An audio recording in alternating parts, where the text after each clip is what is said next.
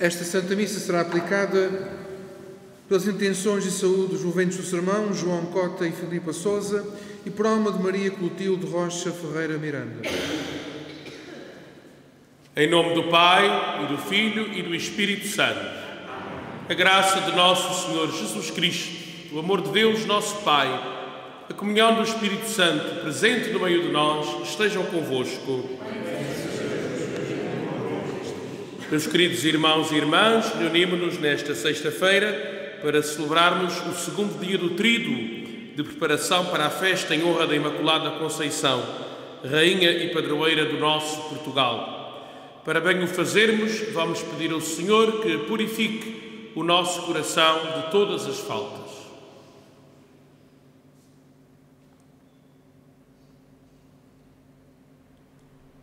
Confessemos os nossos pecados. Confesso a Deus Todo-Poderoso e a vós, irmãos, que muitas vezes por pensamentos e palavras, atos e omissões. Minha culpa, minha tão grande culpa. Peço à Virgem Maria, aos anjos e santos e a vós, irmãos, rogueis por mim a Deus nosso Senhor. Deus Todo-Poderoso, tenha compaixão de nós, perdoa os nossos pecados e nos conduza à vida eterna.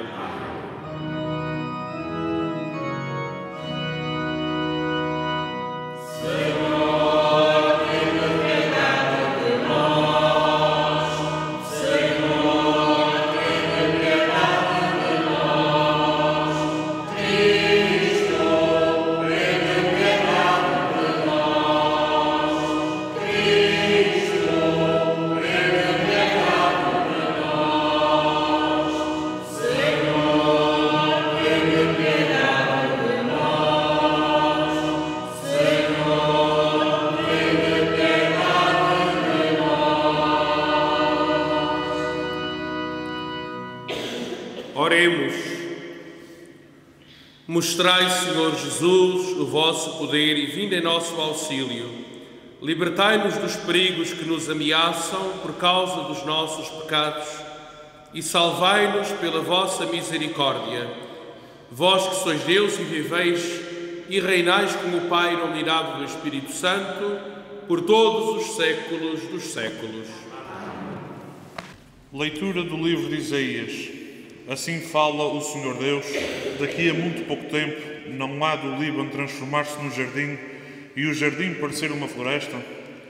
Neste dia os surdos ouvirão ler as palavras do livro, libertos da escuridão e das trevas, os olhos dos cegos tornarão a ver. Os humildes alegrar-se-ão cada vez mais no Senhor, e os mais pobres dos homens rejubilarão no Santo de Israel. O tirano deixará de existir, o escarnecedor desaparecerá e são exterminados os que só pensam no mal, aqueles que fazem condenar os outros pelas suas palavras, os que armam ciladas no tribunal, a quem promove a justiça e sem razão arruinam o justo. Por isso o Senhor que libertou Abraão assim fala à casa de Jacob: doravante Jacob não terá que se envergonhar, o seu rosto não voltará a empalidecer, porque, ao verem no meio dele os seus filhos, obras das minhas mãos, proclamarão santo o meu nome. Proclamarão a santidade do Santo de Jacó e temerão o Deus de Israel. Os espíritos desnorteados aprenderão a sabedoria e os murmuradores hão de aceitar a instrução. Palavra do Senhor. Graças a Deus.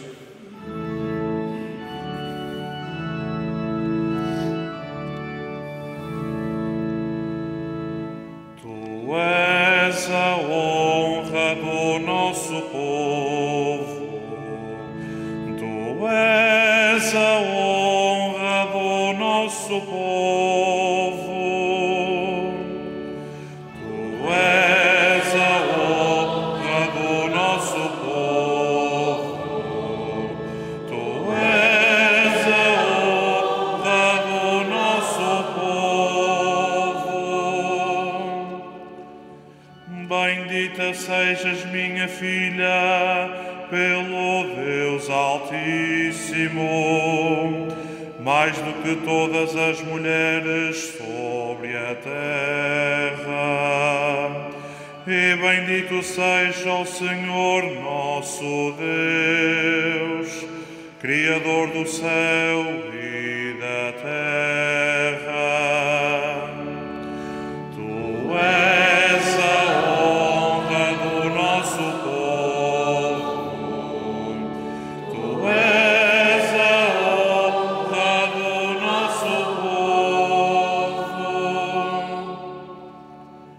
Ele enalteceu de tal forma o teu nome, que nunca mais deixarão os homens de celebrar os teus louvores e recordarão eternamente o poder de Deus. Tu és a honra do nosso povo, tu és a honra do nosso povo.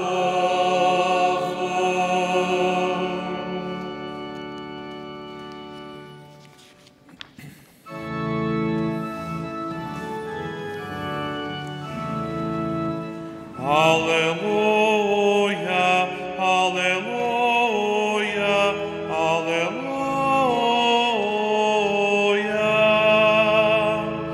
Aleluia, aleluia, aleluia.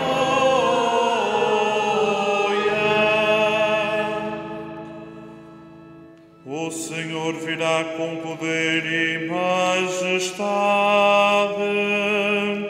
iluminará os olhos dos seus fiéis. Aleluia, aleluia, aleluia. Aleluia, aleluia, aleluia.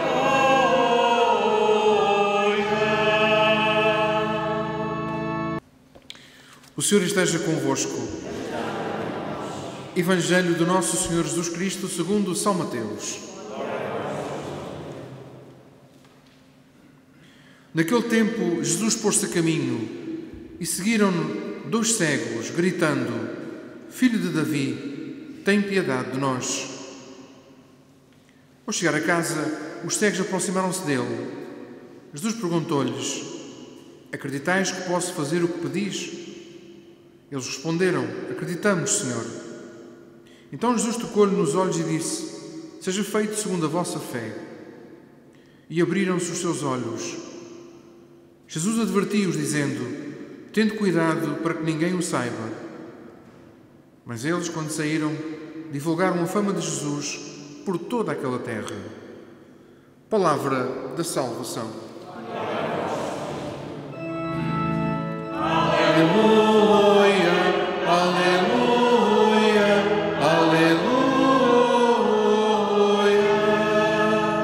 aleluia, aleluia, aleluia.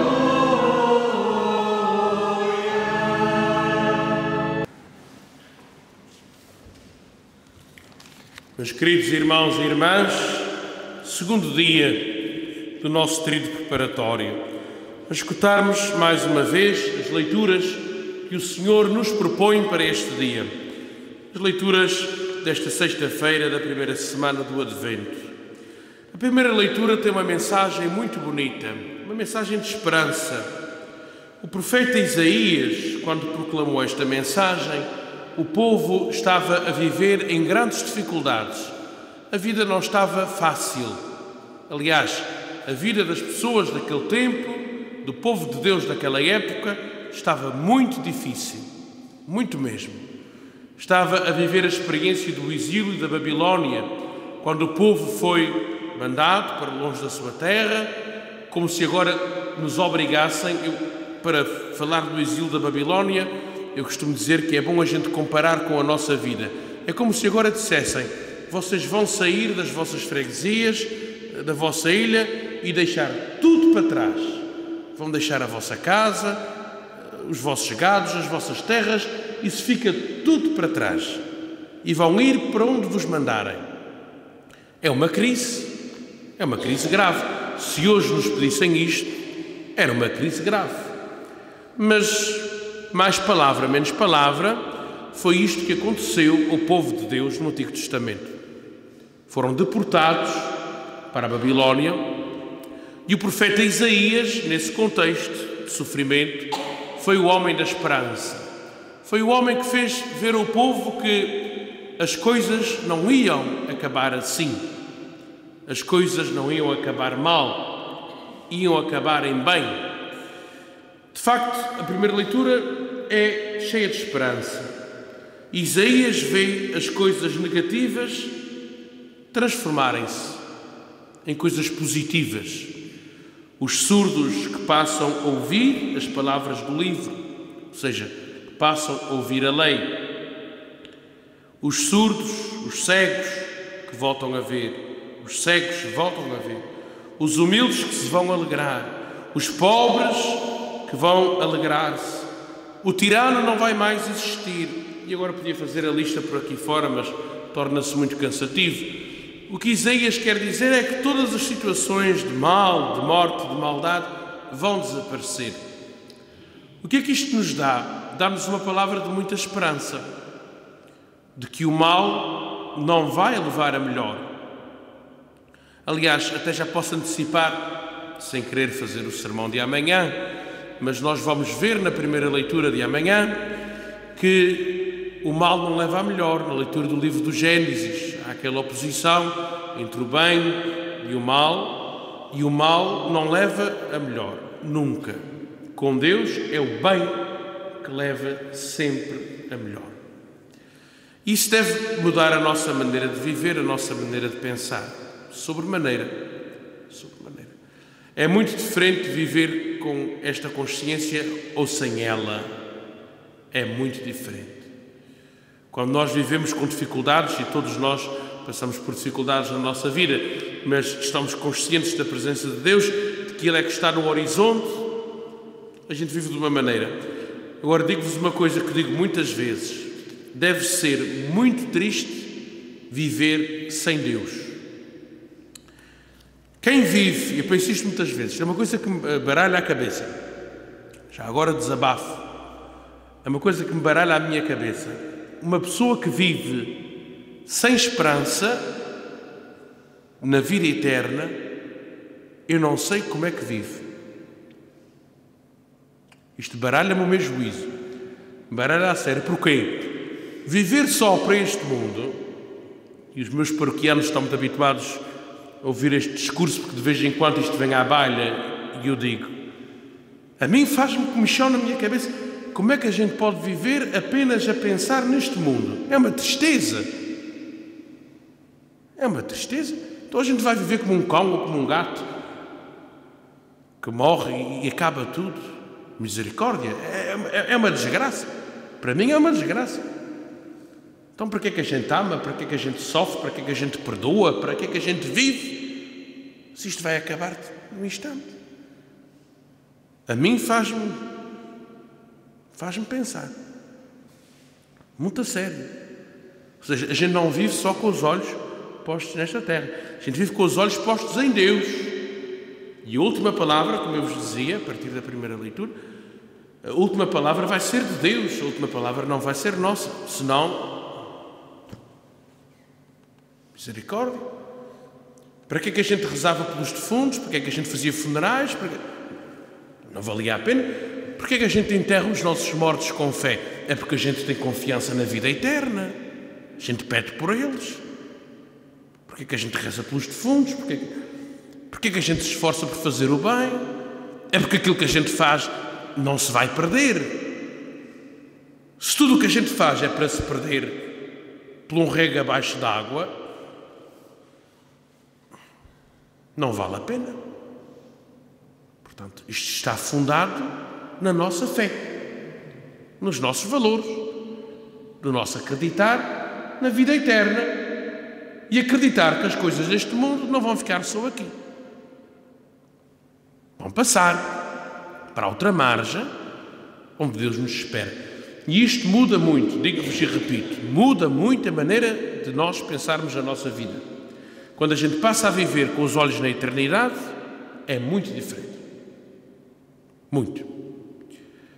E eu, sou-vos sincero, quanto mais vou vivendo ao longo dos tempos como padre, vou vendo isto.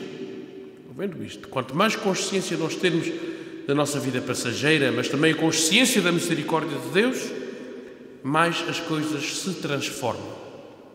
Pouco a pouco elas vão se transformar. Sem querer demorar mais na primeira leitura, que nos dava esta mensagem tão bonita, de que o mal e a desgraça não têm a última palavra, uma palavra de grande esperança, olhar um bocadinho para o Evangelho, para esta cura de 2 cegos. É curioso que a gente está muito habituados a ver a cura de uma pessoa, uma. Agora são 2 cegos. E a cegueira hoje é um mal, claro que sim, a cegueira é um mal terrível. Coitado de quem é cego.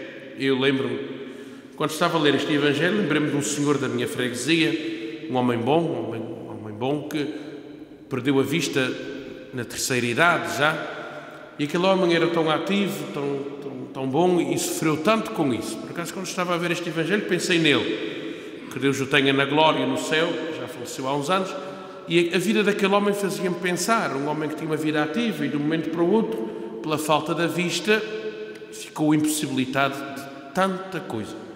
Portanto, faltar a vista não é faltar uma coisa qualquer, não é como faltar outro sentido. Eu acho que o ouvir faz muita falta e a vista. Os outros também fazem, mas eu acho que a gente vive melhor sem ter o gosto do que sem ter a vista. É apenas a minha opinião. Eu, às vezes penso, se fosse para escolher, eu antes queria ver do que sentir o gosto. Entre uma coisa e outra, acho que preferia ver, porque ver dá-nos possibilidades maravilhosas da vida, coisas que a gente não vê. Portanto, estes homens tinham um sofrimento, e digo isto só para introduzir, estes homens tinham um sofrimento grande, um sofrimento a sério, e vão atrás de Jesus com vontade. Eles tinham uma grande sensibilidade de fé. Dizem: Jesus, filho de David, tem piedade de nós. A gente rezou há bocadinho: Senhor, tem piedade. Cristo tem piedade. Uma prece muito parecida com a que a gente fez há bocadinho. Pedir ao Senhor que tenha piedade, que tenha misericórdia de nós. Ou seja, aquela gente sentia de facto uma carência muito grande. E Jesus faz aquilo que eles pedem. Tem piedade. Mas primeiro faz uma pergunta: acreditais que posso fazer o que pedis?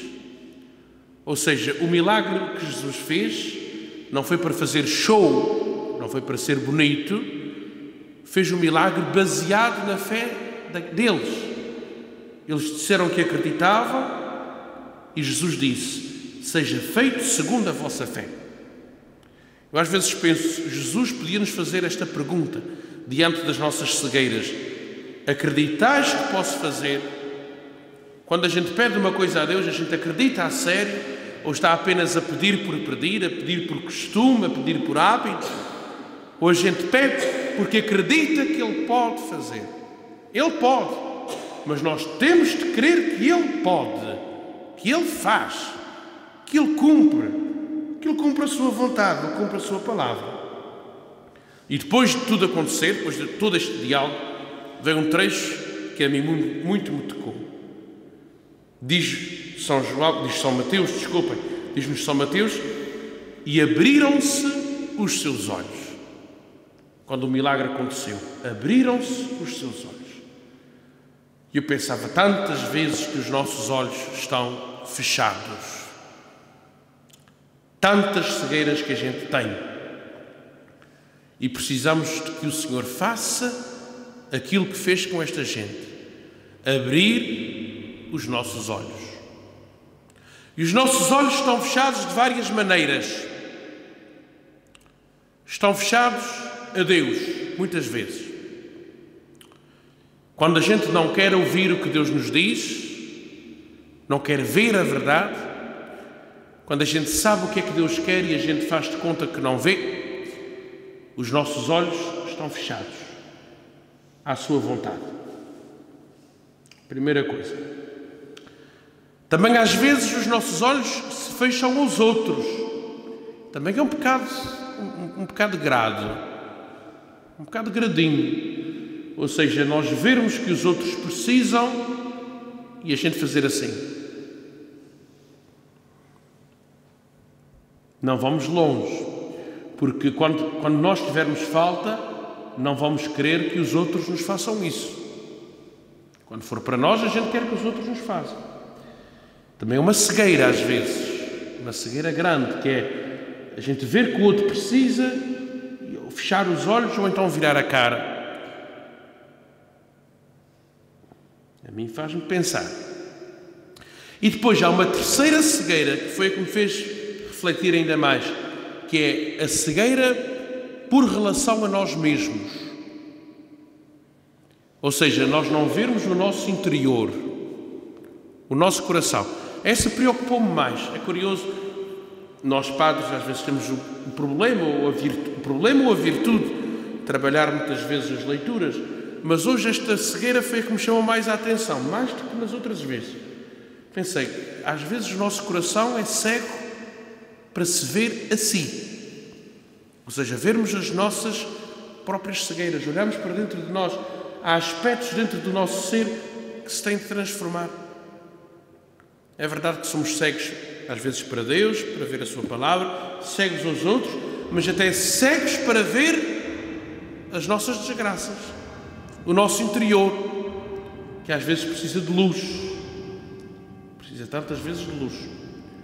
Portanto, é bom que o Senhor nos vá convertendo o olhar e que nós também nos deixemos converter.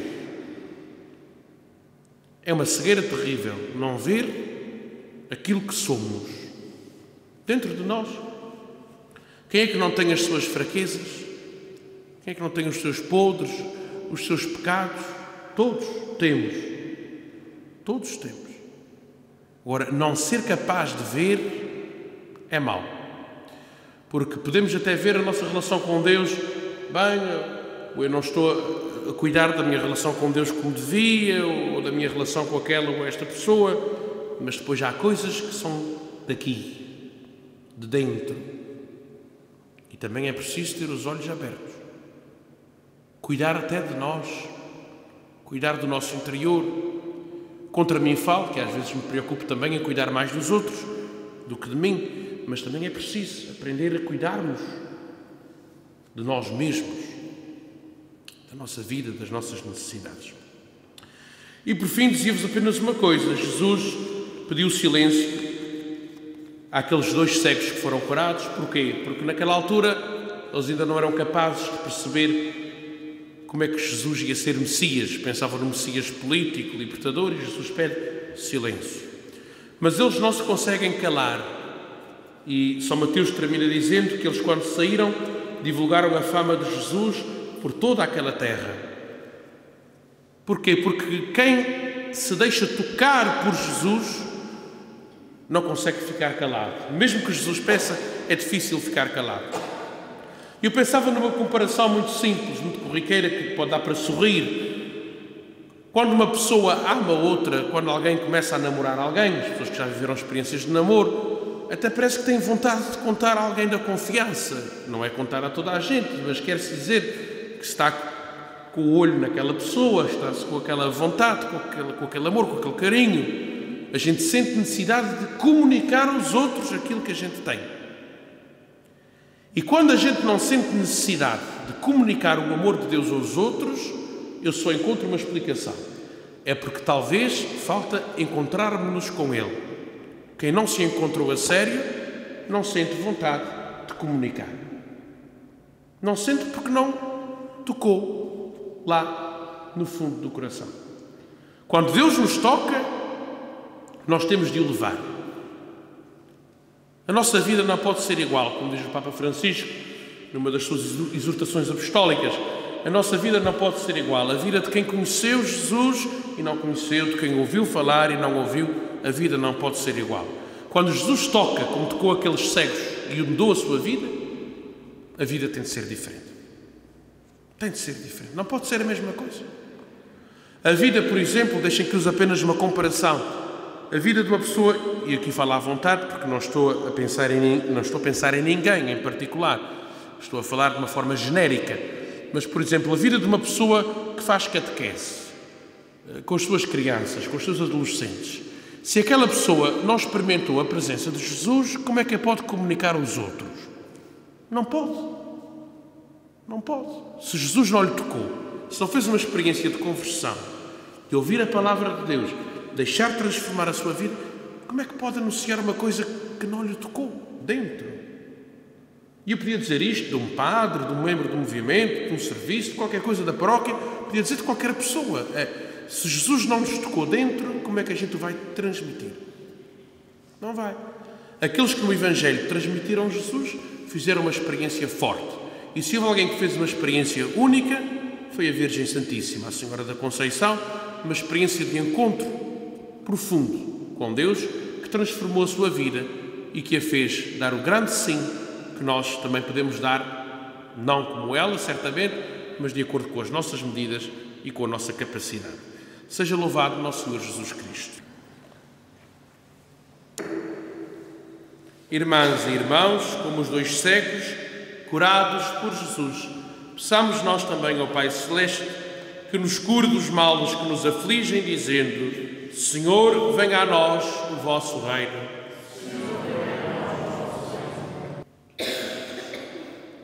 Para que os bispos e os presbíteros da Igreja se deixem iluminar pelo Senhor e proclamem a santidade do seu nome. Oremos, irmãos. Senhor, venha a nós. Para que os defensores da paz e da liberdade sejam homens justos e pacíficos e não pactuem com nenhuma tirania. Oremos, irmãos. Senhor, venha a nós o vosso reino. Para que os cidadãos desorientados e inseguros aprendam a sabedoria dos humildes e esperem na bondade do Senhor. Oremos, irmãos. Senhor, venha a nós o vosso reino. Para que os cegos dos olhos e do espírito se encontrem um dia com Jesus e dele recebam a luz de que precisam. Oremos, irmãos. Senhor, venha a nós o vosso reino. Para que todos os fiéis desta paróquia descubram como é bom servir os pobres e neles reconhecer Cristo Jesus. Oremos, irmãos. Senhor, venha a nós o vosso reino. Pelas intenções de saúde dos jovens do sermão, João Cota e Filipa Sousa, e por alma de Maria Clotilde Rocha Ferreira Miranda. Oremos ao Senhor. Deus nosso Pai, fazei que os ouvidos dos surdos se abram à vossa palavra e os olhos dos cegos possam contemplar a vossa luz. Por Cristo nosso Senhor.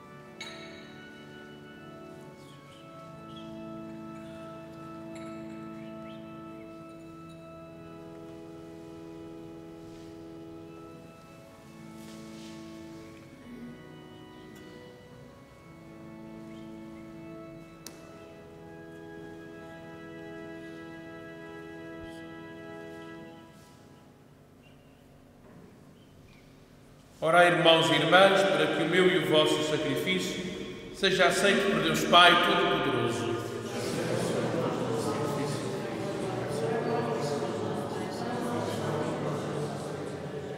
Olhai benignamente, Senhor, para as nossas humildes ofertas e orações, e como diante de vós não temos méritos, ajudai-nos com a vossa misericórdia. Por Cristo nosso Senhor.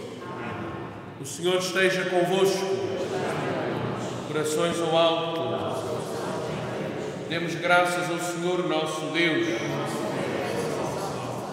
Pai Santo, Deus eterno e omnipotente, princípio e fim de todas as coisas, é verdadeiramente nosso dever dar-vos graças e cantar-vos um hino de bênção e de louvor. Vós nos escondestes o dia e a hora em que Jesus Cristo, vosso Filho, Senhor e Juiz da história, aparecerá sobre as nuvens do céu, revestido de poder e majestade. Nesse dia tremendo e glorioso, passará o mundo presente e aparecerão os novos céus e a nova terra. Agora Ele vem ao nosso encontro, em cada homem e em cada tempo, para que o recebamos na fé e na caridade e demos testemunho da gloriosa esperança do seu reino. Por isso, na esperança da sua vinda, com os anjos e os santos e todos os coros celestes, proclamamos a vossa glória, cantando numa só voz.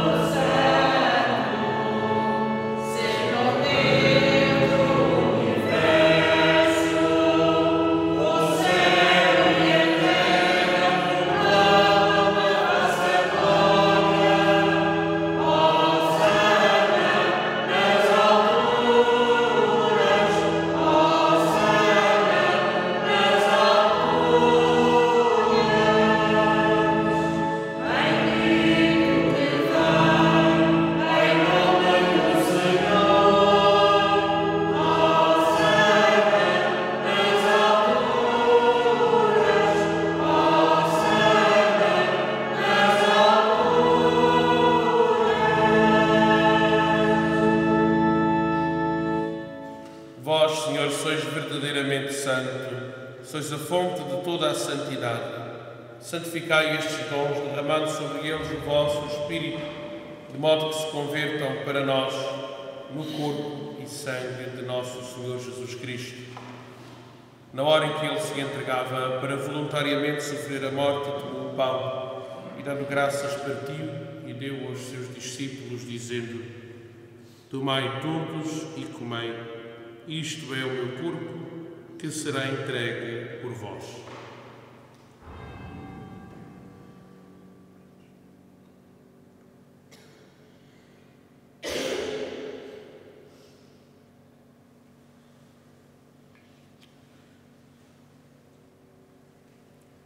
De igual modo, no fim da ceia, tomou o cálice, de novo vos deu graças e deu aos seus discípulos, dizendo: Tomai todos e bebei. Este é o cálice do meu sangue, o sangue da nova e eterna aliança, que será derramado por vós e por todos para a remissão dos pecados. Fazei isto em memória de mim.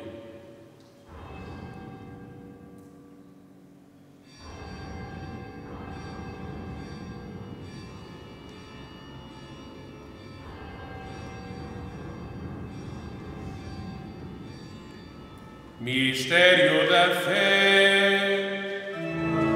Anunciamos, Senhor, a vossa morte, proclamamos a vossa ressurreição. Vive, Senhor Jesus. Celebrando agora, Senhor, o memorial da morte e ressurreição do vosso Filho, nós vos oferecemos o pão da vida e o cálice da salvação. E vos damos graças porque nos admitistes à vossa presença para vos servir nestes santos mistérios. Humildemente vos suplicamos que, participando do corpo e sangue de Cristo, sejamos reunidos pelo Espírito Santo num só corpo. Lembrai-vos, Senhor, da vossa Igreja dispersa por toda a terra e tornai-a perfeita na caridade em comunhão com o nosso Papa Francisco, o nosso Bispo Armando e todos os ministros sagrados. Lembrai-vos da vossa serva, Maria Clotilde Rocha Ferreira Miranda, a quem chamastes para vós, configurada com Cristo na morte, com Cristo tome parte na ressurreição. Lembrai-vos também de todos os nossos irmãos que adormeceram na esperança da ressurreição e de todos aqueles que, na vossa misericórdia, partiram deste mundo. Admiti-os na luz da vossa presença. Tendo misericórdia de nós, Senhor, dá-nos a graça de participar na vida eterna com a Virgem Santa Maria, Mãe de Deus, São José, seu esposo, os bem-aventurados apóstolos, São Jorge, nosso padroeiro, e todos os santos que desde o princípio do mundo viveram na vossa amizade para cantarmos os vossos louvores por Jesus Cristo, o vosso Filho. Por Cristo, com Cristo, em Cristo, a vós, Deus Pai Todo-Poderoso, na unidade do Espírito Santo, toda a honra e toda a glória, por todos os séculos dos séculos.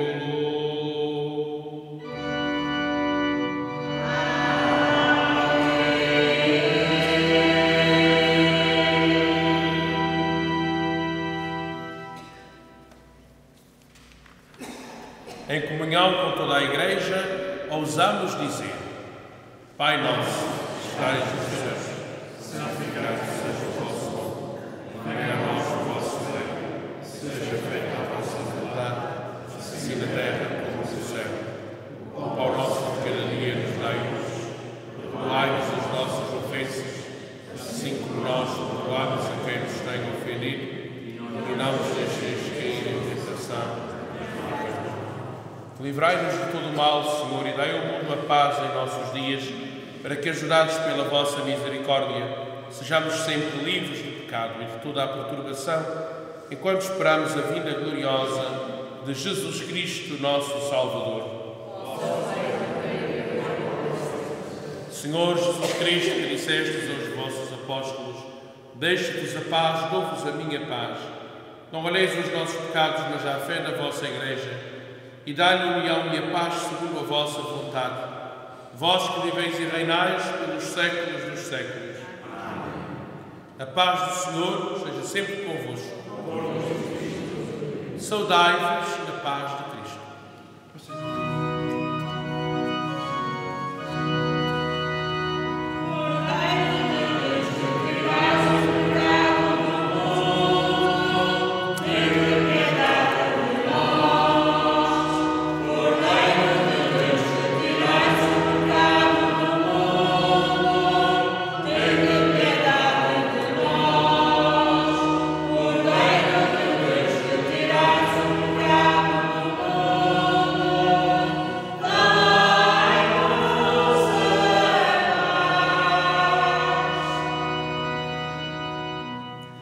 Felizes os convidados para a ceia do Senhor, eis o Cordeiro de Deus que tira o pecado do mundo.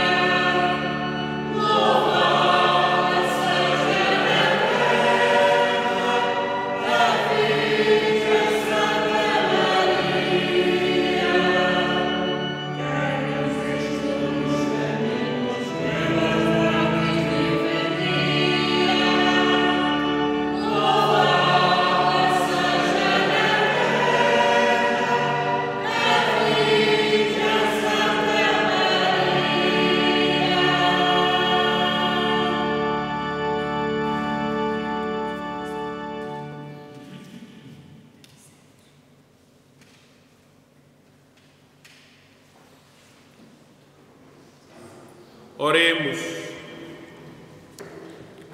Saciados com o alimento espiritual, humildemente vos pedimos, Senhor, que pela participação nestes mistérios nos ensineis a apreciar com sabedoria os bens da terra e a amar os bens do céu. Por Cristo nosso Senhor.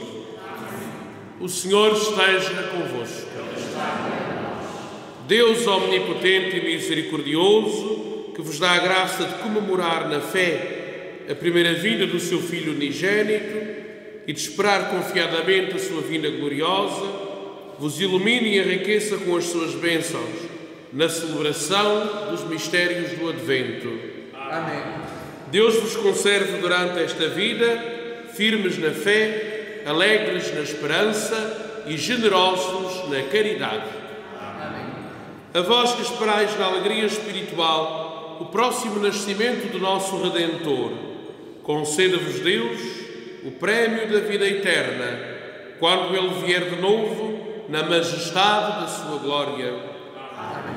A bênção de Deus Todo-Poderoso, Pai, Filho e Espírito Santo, desça sobre vós e permaneça para sempre. Glorificai o Senhor com a vossa vida, ide em paz e o Senhor vos acompanhe.